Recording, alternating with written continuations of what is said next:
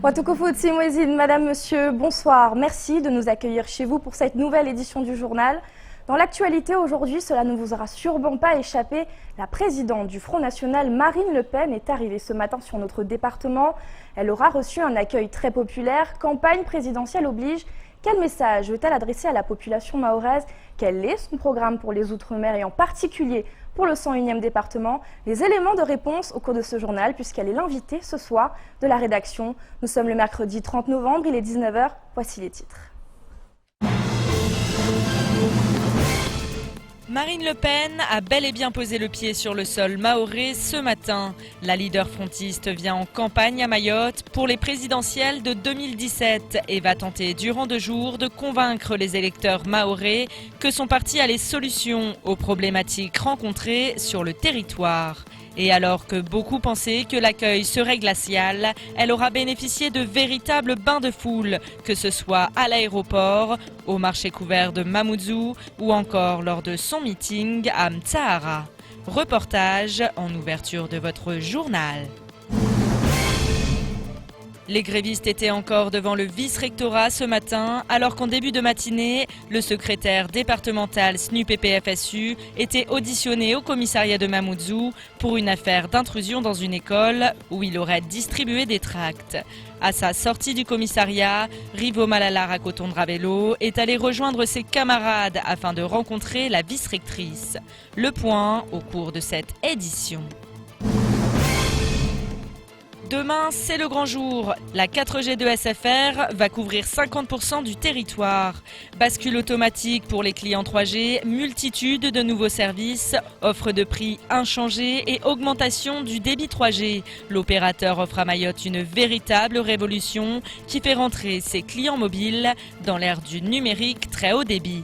Objectif à court terme, la couverture de 99% du territoire d'ici mi-2017. Retour sur ces annonces de poids à la fin de ce journal. Sa venue était annoncée de longue date depuis ce matin. Marine Le Pen, la présidente du Front National, est à Mayotte. Objectif, durant 36 heures, convaincre les électeurs mahorais que le parti d'extrême droite est à même de sortir le département du marasme dans lequel il s'enfonce. Et si certains avaient prédit un accueil très mitigé, c'est finalement en grande pompe que la candidate à la présidentielle de 2017 a été accueillie à Mayotte. De l'aéroport jusqu'à Mtsahara, en passant par le marché de Mamoudzou, les bains de foule se seront multipliés pour Marine Le Pen.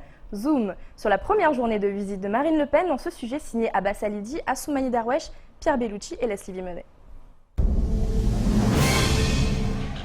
Il était aux alentours de midi lorsque la présidente du Front National, Marine Le Pen, a posé le pied sur le sol mahorais. Après une visite à La Réunion, la candidate pour l'élection présidentielle de 2017 pose ses valises à Mayotte afin d'y rencontrer la population du 101e département de France. Et dès l'aéroport, l'hospitalité mahoraise aura comme toujours fait foi. Madame Le Pen, vous avez déjà eu un accueil plus chaleureux dans un des territoires où vous êtes rendu? Écoutez, ça m'est arrivé, oui, mais c'est vrai que celui-là est en même temps chantant, coloré, chaleureux, amical, c'est un vrai bonheur. Au sortir de l'aéroport, Marine Le Pen a emprunté la barge afin de se rendre sur Grande Terre. Et là encore, le comité d'accueil aura été au rendez-vous. Entre curieux et véritables fidèles, Marine Le Pen aura vécu un vrai bain de foule. Pour moi, c'est une bonne chose pour Mayotte parce que vu la situation actuelle de Mayotte, au niveau des immigrations, tout ça, donc pour moi, c'est une bonne chose. Mayotte est étouffée parce que tout le système économique est surchargé. C'est que les clandestins qui en profitent. Donc j'espère qu'elle va apporter des solutions réelles, des propositions réelles pour qu'on puisse faire avancer l'économie de ce pays. Le FN, en l'occurrence Marine Le Pen à Mayotte, c'est pas plus mal. Peut-être que ça va réveiller les consciences, sachant que tous les partis à Mayotte n'existent plus de droite, plus de gauche, pourquoi pas le FN, et peut-être que ça va réveiller les consciences. Aujourd'hui, Mayotte est parti en live complètement, on a oublié l'objectif premier de développer cette île, et pourquoi pas se retourner peut-être vers le FN et voir peut-être qu'il y aura un changement. Si certains ont semblé conquis par la candidate frontiste, d'autres sont plus réfractaires et attendent de voir ces véritables propositions pour Mayotte. Moi, ce qui m'intéresse surtout, c'est pas tellement leur venue ou pas, mais c'est surtout lorsqu'ils proposent quelque chose, est-ce que vraiment ils vont l'appliquer? C'est surtout ça.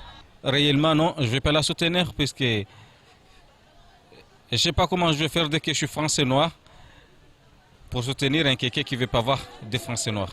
Marine Le Pen est encore loin de convaincre tout le monde, même si elle affirme avoir les clés pour résoudre les problèmes rencontrés par la population mahoraise. Je pense qu'ils attendent aussi un message fort. Ils veulent qu'on tienne compte d'eux dans cette présidentielle et que la métropole regarde un peu ce qui se passe ici et que l'État prenne des engagements à l'égard d'une situation qui serait inacceptable dans n'importe quel autre département français et qui ne pourrait pas continuer à perdurer sans que l'État réagisse. Or, l'État ne réagit pas, ça fait des années que c'est comme ça, et même il est, je pense, à l'origine d'une véritable incitation à une immigration clandestine de plus en plus importante et de plus en plus difficile à gérer. À 15h, la présidente du FN s'est rendue dans le village de Mtsahara pour un meeting en terre conquise. En effet, le siège du Front National à Mayotte se trouve à Mtsamboro, véritable fief pour le parti d'extrême droite. Même si parmi la foule, certains participants ne sont pas encore adhérents au FN, à l'image des membres du collectif de Mayotte, qui espèrent trouver en Marine Le Pen leur candidate pour 2017. Bien pour nous, en tant que collectif, on est venu l'accueillir aujourd'hui pour une cause. Pas pour grand-chose, mais juste pour Mayotte. Déjà, vous voyez les difficultés que rencontre Mayotte en ce moment.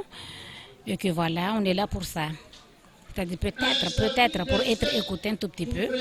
Parce que déjà à Mayotte, on s'est réunis avec la gendarmerie, il n'y a pas eu de résultats. À la préfecture, on a même eu 5 réunions avec, il n'y a pas de résultats. Et puis là, aujourd'hui, on est là, on l'accueille et puis quand même, on lui propose tous nos problèmes.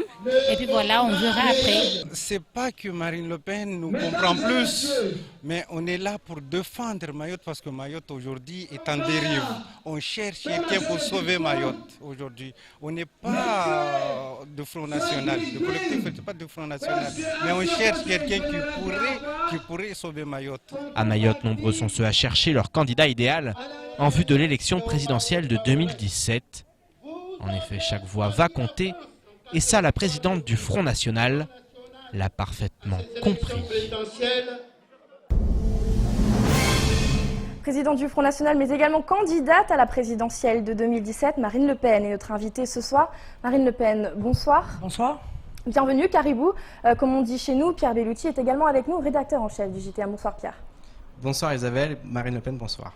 Il y aura des questions à vous poser, mais avant ça, avant d'aborder les sujets qui intéressent tout particulièrement les Mahorais, notamment la question de l'immigration, de l'insécurité, vous étiez à La Réunion avant de venir ici et dès votre arrivée à l'aéroport de Saint-Denis, il y avait des opposants pour vous accueillir, un déplacement sous haute tension. Donc, et d'ailleurs, vous avez pu rencontrer uniquement un seul élu, le maire du Tampon, un accueil qui n'aura pas été totalement le même ici dans le département.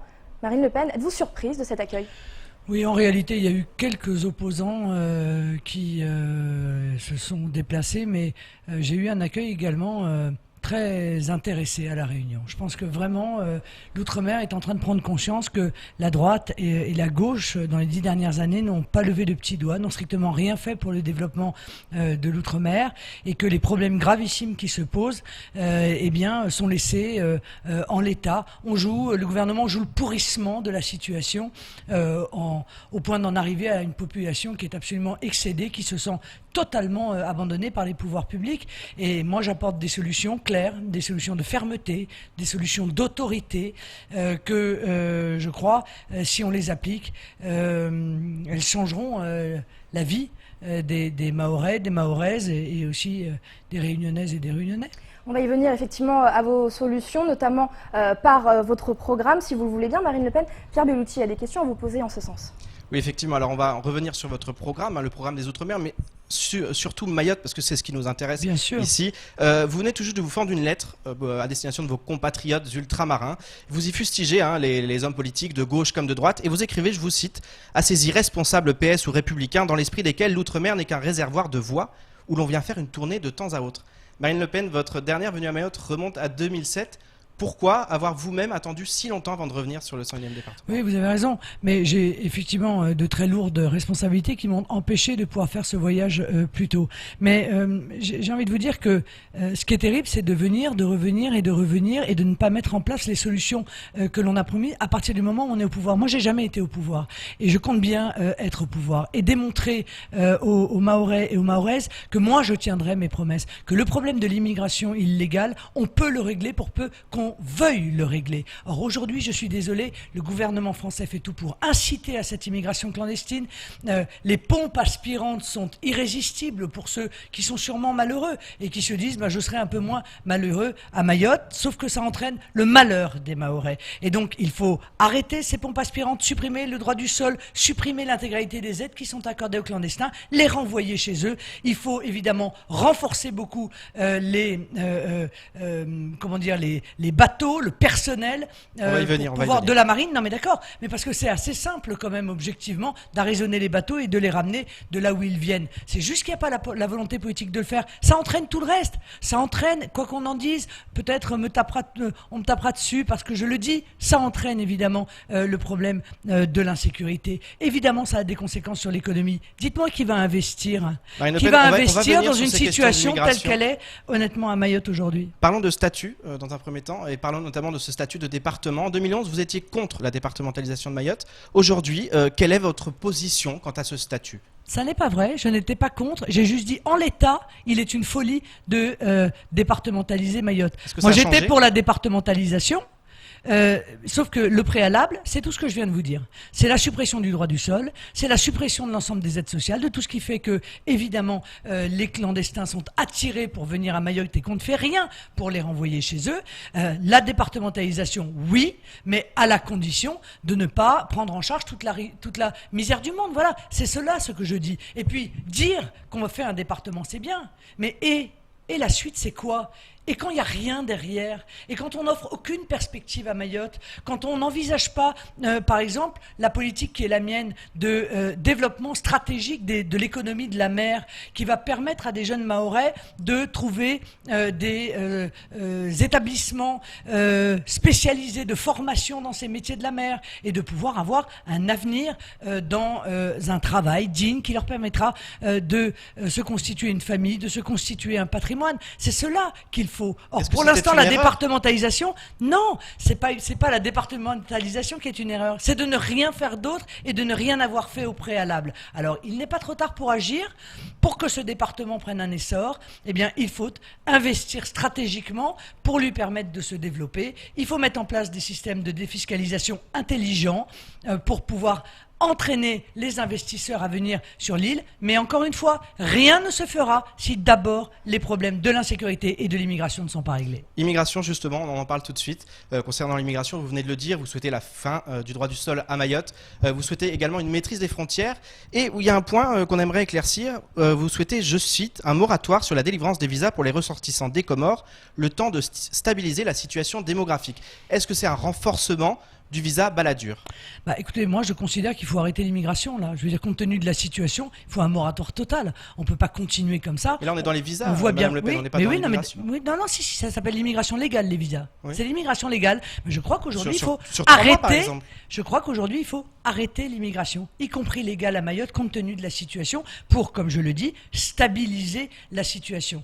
Écoutez, honnêtement, est-ce que, franchement, ce village entier d'enfants perdus, abandonnés, ces favelas tout le long de la route, est-ce que c'est digne d'un département français? Est-ce que c'est digne, cette situation-là, d'abandon des populations à qui on reprochera probablement demain de réagir parce qu'à un moment donné, ils sont tellement insupportés par cette situation que, évidemment, le risque, c'est la réaction individuelle. Moi, je ne veux pas ça. Je veux que l'État joue son rôle.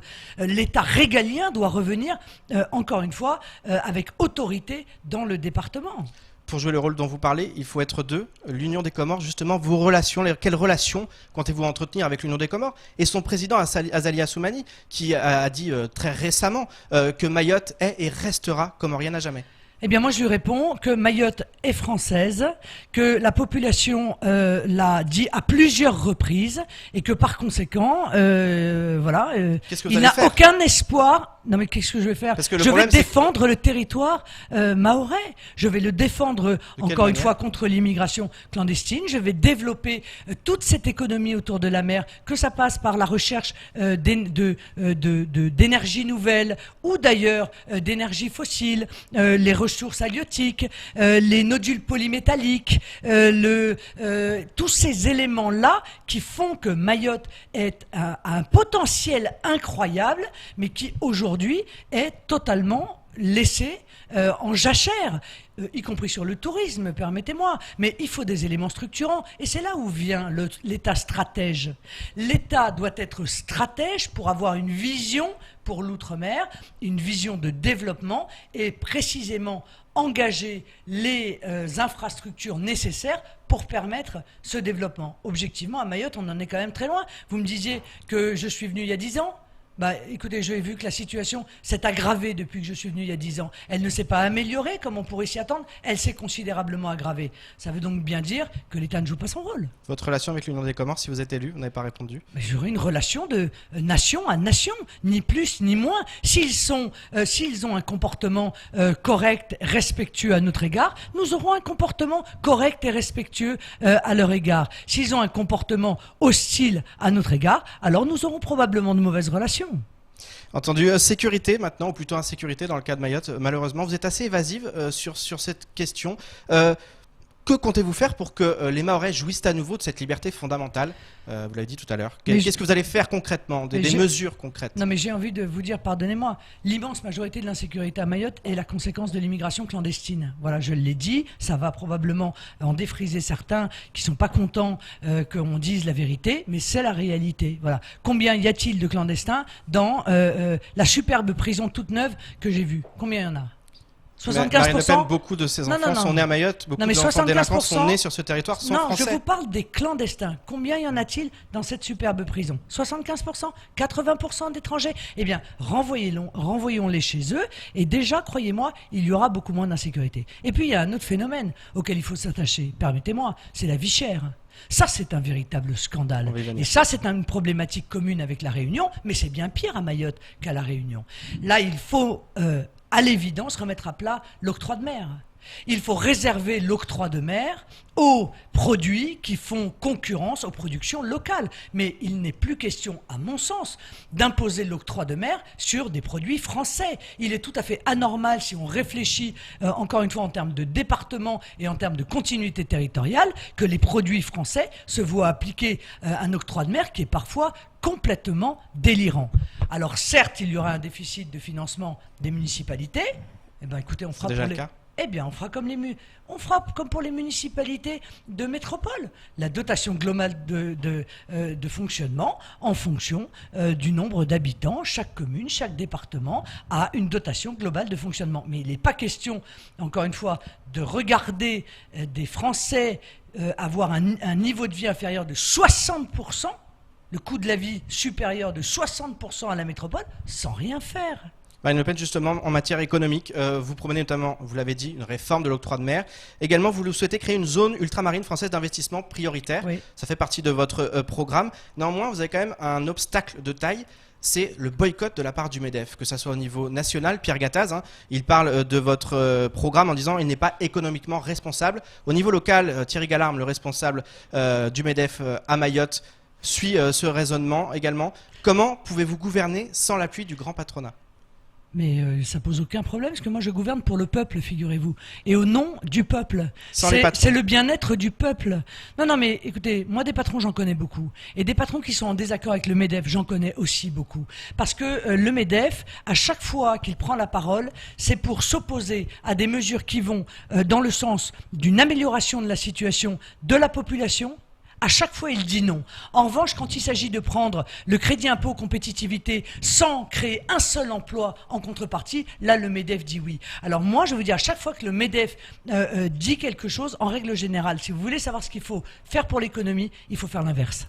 Ça se matérialise comment pour Mayotte? Eh bien, ça se matérialise, encore une fois, par des baisses de charges pour les entreprises, par des dispositifs de défiscalisation qui ça va dans le sens des patrons, qui permettent un investissement. Mais tiens, c'est à eux qu'il faut poser la question de savoir pourquoi c'est contradictoire. Peut-être parce qu'ils pensent qu'ils ne vont pas en bénéficier, ou que d'autres entreprises vont pouvoir en bénéficier, et que peut-être ils n'auront plus le monopole sur certains domaines. Ils vont voir arriver de la concurrence. Le MEDEF aime pas beaucoup en réalité la concurrence. Il aime bien être le chef et tenir tout ça d'une main de maître. Moi, je souhaite qu'il y ait beaucoup d'entreprises, beaucoup d'entrepreneurs, et pour cela, il faut les aider parce que on est sur une île et que c'est un contexte économique qui est contraint. C'est plus difficile sur une île qu'en métropole. Il faut donc amorcer, encore une fois, ces investissements, mais avant, il faut régler le problème de l'immigration et de l'insécurité. Sinon, pas une seule entreprise, et notamment des entreprises de métropole, ne viendra s'installer. Parce que vous avez vu aussi dans mon projet, je veux la désignation d'un haut commissaire qui aille chercher à l'investissement, qui aille chercher les entreprises en métropole pour leur expliquer tous les avantages qu'elles auraient à venir s'installer à Mayotte. Mais ce haut commissaire ne pourra rien faire si on ne règle pas d'abord la situation de l'immigration et de l'insécurité. Un dernier sur la religion. Elle tient une place prépondérante, vous le savez bien, à Mayotte, plus de 90% de la population est de confession musulmane. Elle prend une place très importante aussi dans la sphère publique. Les cadis ont été intégrés, notamment au conseil départemental. Ça, comment vous allez le vivre, cette place publique, comment vous situez face à ça, et par rapport à votre programme et à votre politique? Oui, mais je veux dire, j'ai pas trop de soucis parce que je pense qu'il y a quand même un certain nombre de spécificités locales dont il faut tenir compte. Je veux dire, Mayotte est musulmane depuis presque 10 siècles. Bon, par conséquent, et surtout, les Mahorais sont très attachés à ne pas se voir submergés par le fondamentalisme islamiste. Ils ont même agi eux-mêmes contre les revendications de certains fondamentalistes qui souhaitaient venir s'installer, venir recruter et venir délivrer leur idéologie dont on sait qu'elle est mortifère. Donc moi, je leur fais confiance. Je veux dire, j'avais dit l'islam n'est pas incompatible avec la République quand on m'avait posé la question. Eh bien, je le redis et souvent je prends comme exemple Mayotte. Il n'y a pas là d'incompatibilité avec la République française à partir du moment, et je les en remercie, où les Mahorais luttent et résistent contre la poussée du fondamentalisme islamiste. En revanche, permettez-moi d'émettre une inquiétude pour l'avenir et appeler à la prudence, parce que lorsque je vois l'Arabie Saoudite investir massivement dans les Comores, eh bien, je ne voudrais pas que les Comores soient une sorte de base de conquête, en quelque sorte, de cette idéologie que nous combattons par ailleurs avec beaucoup de difficultés en métropole. Pierre Bellouti, merci beaucoup. Marine Le Pen, en conclusion, qu'est-ce qui vous différencie des autres candidats? Pourquoi les Mahorais devraient voter pour vous plutôt pour qu'un autre candidat en 2017? Parce qu'en ce qui concerne l'immigration, tous les candidats de gauche comme de droite sont d'accord pour dire que c'est un réel problème ici à Mayotte. Oui, d'accord, ils disent que c'est un problème, mais eux, ils ont été au pouvoir. Ils ont été au pouvoir. Monsieur Sarkozy a été pendant 5 ans au pouvoir, Monsieur Hollande a été pendant 5 ans au pouvoir. Est-ce que les Mahorais ont vu une amélioration? Réponse, non. Ils ont essayé la droite, ils ont essayé la gauche, et la situation s'est aggravée. Moi, je veux dire, je suis une femme courageuse, voilà, et une femme loyale, une femme d'honneur. Quand je dis que je vais faire quelque chose, je le fais. Comme les maires du Front National, lorsque ils ont gagné des municipalités, ils ont dit qu'ils changeraient les choses, ils les ont changées. Ils ont baissé les impôts, ils ont rétabli le petit commerce, etc., etc. Nous, on respecte nos engagements. Alors, essayez-nous, voilà. Essayez-nous, de toute façon, très honnêtement, compte tenu de la situation, je pense qu'il n'y a plus un Mahorais ou une Mahoraise lucide qui a encore envie de faire confiance ou à la droite ou à la gauche en l'état. Merci beaucoup Marine Le Pen d'avoir accepté notre invitation. Merci encore une fois. Pierre Bellouti, je le rappelle, votre séjour s'achèvera demain. Politique toujours, ce matin, nous recevions sur ce même plateau Kira Bakara Dakolo, membre du Parti radical de gauche à Mayotte. Il est venu défendre la candidature de Sylvia Pinel pour les élections présidentielles de 2017. Le président du PRG a pu présenter son programme lors de la convention du parti qui s'est tenue le 26 novembre dernier à Paris. Et Mayotte n'a pas été oubliée puisque plusieurs axes ont été définis afin de permettre à notre département de se développer. On écoute à ce titre Kira Bakara Dakolo au micro de Patrick Meillan. Alors, les spécificités particulières pour Mayotte tournent autour de l'égalité républicaine entre les hommes et les territoires. Ça veut dire que le PRG fait comme une priorité l'égalité dans tous les domaines des Mahorais avec leurs compatriotes d'outre-mer et de la métropole. L'égalité également du territoire de notre département avec les autres départements d'outre-mer.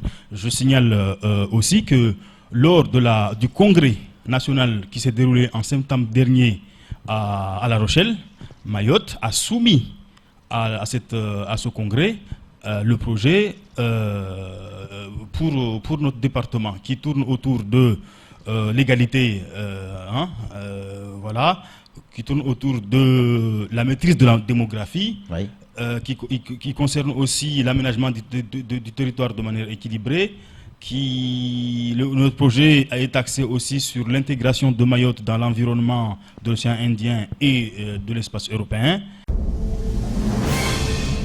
Et à noter que Sylvia Pinel devrait-elle aussi venir à Mayotte avant le mois de mai 2017. La grève des enseignants du premier degré se poursuit et les grévistes étaient encore ce matin devant le vice-rectorat. En début de matinée, Rivo Malala Raconton-Ravelo a été auditionné au commissariat de Mamoudzou dans le cadre d'une intrusion dans une école pour distribuer des tracts. La plainte avait été déposée par la vice-rectrice Nathalie Costantini.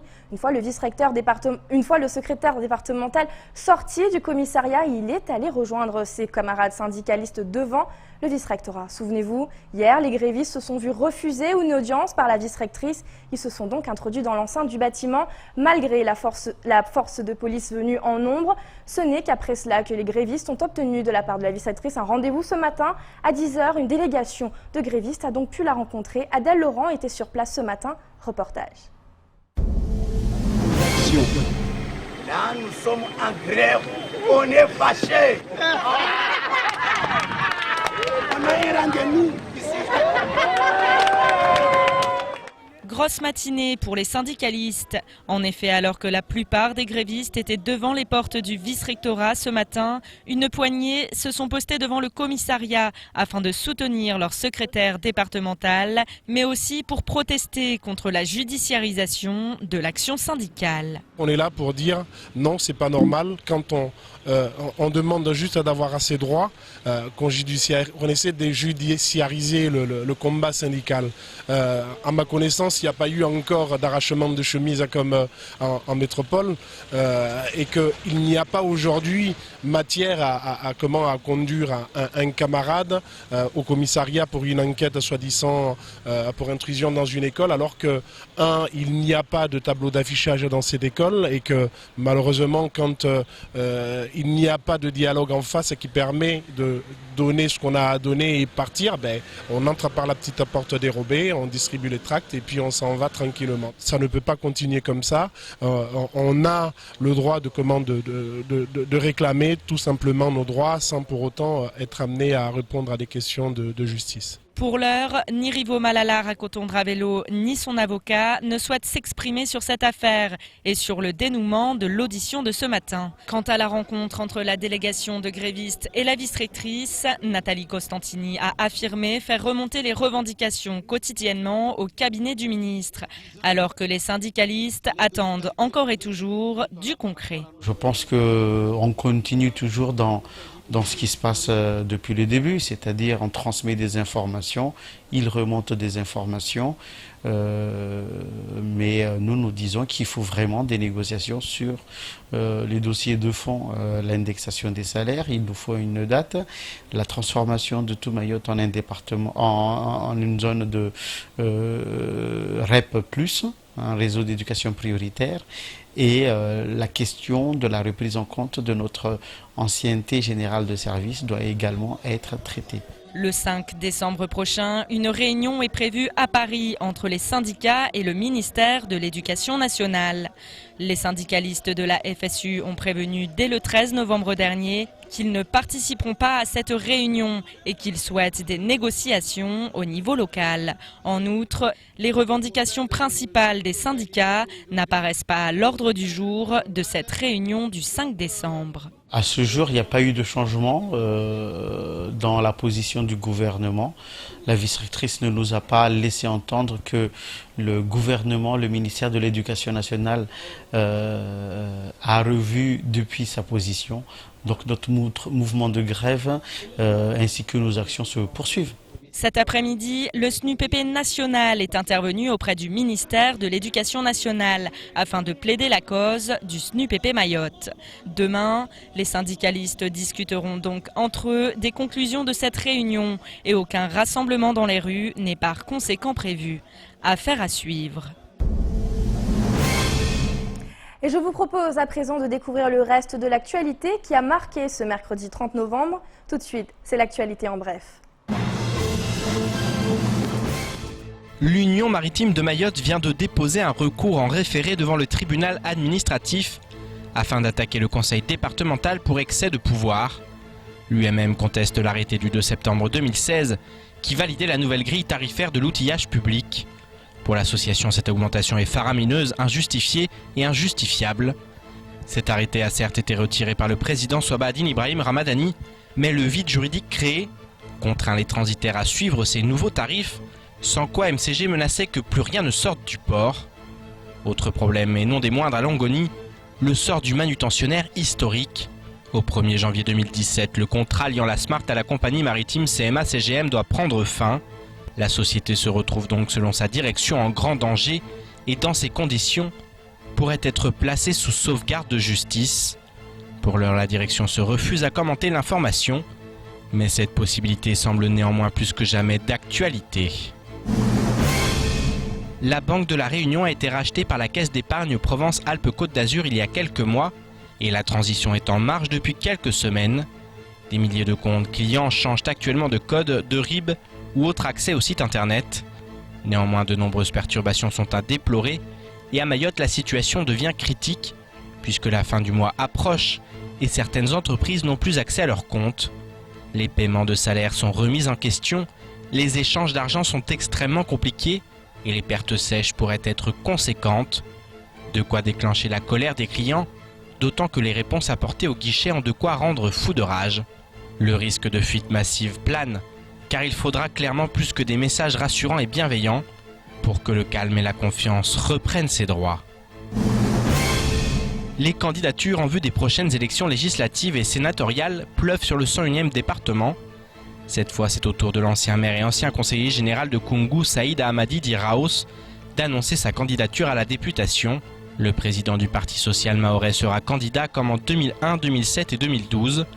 Il écrit ainsi, je cite, au terme de 2 ans de réflexion et de travail pour construire un projet de société exemplaire pour Mayotte 2017-2022. Je voudrais par ces quelques mots informer que ma candidature à la députation de la circonscription du Nord en juin 2017 se précise. Il s'agissait en réalité d'un secret de polichinelle et en attendant, la liste des candidats ne cesse de s'allonger. Et on vient de le voir, situation toujours aussi compliquée au port. Pierre Bellouti, vous êtes resté avec nous. Nouveau rebondissement au port, notamment du côté de la Smart. Qu'en est-il concrètement ? Oui, nouveau feuilleton, nouvel épisode dans ce feuilleton du port de Longoni. Alors sur la Smart, effectivement, il y a plusieurs rumeurs qui courent comme quoi la direction est en train de prendre des mesures par rapport au fait que c'est très compliqué. Manuport risque d'arriver sur le marché de la manutention au mois de janvier prochain. Néanmoins, la direction de son côté, elle a eu une nouvelle réunion aujourd'hui avec les salariés. Elle affirme que pour l'instant, les comptes sont sains, qu'il n'y aura pas de problème au moins jusqu'en juin prochain, puisque on le sait, ils ont un contrat qui les lie avec la compagnie maritime CMA-CGM qui risque de prendre fin en janvier, mais ils ont d'autres contrats, notamment un qui a augmenté puisqu'ils avaient un bateau qui venait, il y en a presque 6 maintenant. Donc voilà. Et puis aussi quelque chose à noter, les salariés se sont fendus d'une lettre justement à destination de la compagnie maritime CMA-CGM en faisant part de leurs inquiétudes et du fait que s'ils perdent ce contrat, ils risquent de se retrouver au chômage.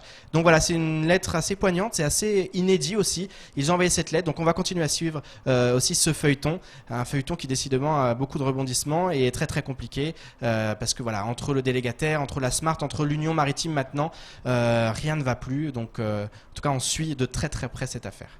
Merci Pierre pour ces précisions. Elle aussi, les Mahorais l'attendaient avec impatience. La 4G est bel et bien arrivée à Mayotte. Dès demain, Mayotte franchira une nouvelle étape dans l'ère du numérique très haut débit. Oui, les forfaits 4G seront officiellement commercialisés demain, tandis que les clients qui possèdent de la 3G basculeront automatiquement vers cette nouvelle technologie. Et qui dit nouvelle technologie dit également nouveaux services. Ce matin, l'opérateur SFR a ainsi tenu une conférence de presse afin de présenter des nouvelles offres mobiles et box. Le compte rendu de ces avancées révolutionnaires pour le 101e département dans ce reportage avec Abbas Alidi, Pierre Bellucci et Leslie Vimonet. Elle était attendue de pied ferme, la voilà désormais activée. La 4G débarque à Mayotte et avec elle une multitude de nouveaux services qui doivent permettre aux clients de trouver leur bonheur. Et pour le directeur du groupe SFR Réunion Mayotte, Patrick Josset, la satisfaction est clairement au rendez-vous. Un grand moment, attendu depuis longtemps, puisque ça fait quand même près de 2 ans qu'on travaille sur ce projet-là. Donc aujourd'hui, on est tous impatients, tous, je dirais, très contents de pouvoir mettre enfin ce projet en marche. On est dans les derniers réglages, on est heureux. Nos clients ont besoin de nouveaux besoins et il est nécessaire aujourd'hui de pouvoir leur offrir de la presse, des médias, du contenu, des jeux, du cloud pour les entreprises par exemple. Tout ça, la 4G permet aujourd'hui d'apporter ça à nos clients mahorais. SFR Cloud, SFR Sport, SFR TV, SFR Musique, SFR Smart Pay, SFR Presse. Les applications et nouveaux services offerts dès demain sont nombreux et devraient changer la vie des utilisateurs de smartphones, tablettes ou encore casques de réalité virtuelle. Si vous avez déjà un compte chez SFR, donc demain, si vous avez déjà la 3G, demain vous allez passer à la 4G, ce sera automatiquement. Donc à partir de là, vous pouvez déjà télécharger l'application SFR Presse et ensuite là, vous pouvez télécharger tous les magazines que vous voulez. Donc par semaine, vous pouvez télécharger une magazine. Par mois, 5 magazines. Et ensuite, vous pouvez mettre 30 magazines en historique. Vous choisissez le magazine que vous voulez, mettez en historique. Aujourd'hui, on présente la 4G. Et bien sûr, grâce à la 4G, on va pouvoir télécharger des applications beaucoup plus rapidement. Vous pouvez déjà télécharger des films. Il y a des applications telles que Netflix vous pouvez avoir des séries, des films. Donc vous aurez une meilleure qualité avec la 4G et ça ira beaucoup plus rapidement. Pour l'heure, la 4G couvre 50% de l'île. Mais l'opérateur promet une couverture à 99% au plus tard à la mi-2017. En attendant, la 3G va elle aussi augmenter considérablement son débit, permettant ainsi à tous les clients mobiles de surfer beaucoup plus vite. Aujourd'hui, le changement il est simple, c'est à peu près une vitesse de 10 fois plus rapide, donc ce qui nous permet de remonter par exemple nos images, nos vidéos très rapidement et de les mettre sur un cloud. Pouvoir les partager, puisqu'aujourd'hui on est quand même dans une économie où il y a beaucoup de partage. C'est la possibilité aujourd'hui d'avoir de nouveaux services, par exemple la domotique, la possibilité de surveiller son domicile au travers de son smartphone, de savoir ce qui s'y passe. Et aujourd'hui, donc, j'ai le plaisir de vous dire qu'on est en 3G dual carrière à Mayotte, donc 2 fois plus de débit sur la 3G et la 4G qui arrive avec 10 fois plus de débit. Et aujourd'hui, ça fonctionne sur l'ensemble des pays. Avec lesquels nous avons des accords de roaming. Avec les offres que nous avons un certain nombre de volumes qui est compris dans nos offres à l'étranger, notamment sur l'Europe. Côté prix, les nouvelles sont bonnes puisque les forfaits 4G sont similaires à ceux 3G, alors même que les services ont considérablement augmenté. Pour ceux qui possèdent déjà un forfait 3e génération, la bascule s'opérera d'ailleurs automatiquement. Les clients vont ainsi entrer dans l'ère du numérique très haut débit, sans même s'en rendre compte. Voilà pour l'essentiel de l'actualité. C'est la fin de ce journal. Je vous retrouve demain à 19h sur KTV pour une nouvelle page d'information. Excellente soirée à vous. Kwaheri.